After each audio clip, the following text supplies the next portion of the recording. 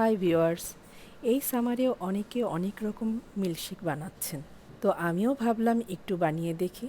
এটি যেমন হেলদি তেমনই মুখরোচক একটা মিল্কশেক। তাহলে চলুন শুরু করি। মিল্কশেক তৈরি করার জন্য আমি নিয়েছি কিউই, অ্যাভোকাডো, বানানা। প্রথমেই নিয়ে নিলাম পরিমাণ মতো বরফ কুচি, তারপর এক একে দিয়ে দিব বানানা, কিউই, অ্যাভোকাডো। তারপর দিয়ে দিব কিছু কিশমিশ ও কাঠবাদাম। আপনি এর বদলে খেজুরও ইউজ করতে পারেন। দিয়ে দিব গ্রিক ইয়োগার্ট, এতে ক্যালোরি কম থাকে। আপনি রেগুলার ইয়োগার্টও ইউজ করতে পারেন।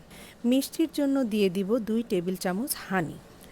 পরিমাণ মতো ঠান্ডা আলমন্ড মিল্ক দিয়ে মিক্সড করে জাস্ট ব্লেন্ড করব। আপনি রেগুলার মিল্কও ইউজ করতে পারেন। আর তৈরি হয়ে যাবে হেলদি ও খুব মজার অ্যাভোকাডো মিল্কশেক। এই সামারে তৈরি করুন মজাদার ও হেলদি মিল্কশেক, যা শরীর ও মন দুটোকেই রাখবে সতেজ। ভালো থাকুন, সুস্থ থাকুন। ভিডিওটি পরিবারের সাথে শেয়ার করে এনজয় করুন। আল্লাহ হাফেজ।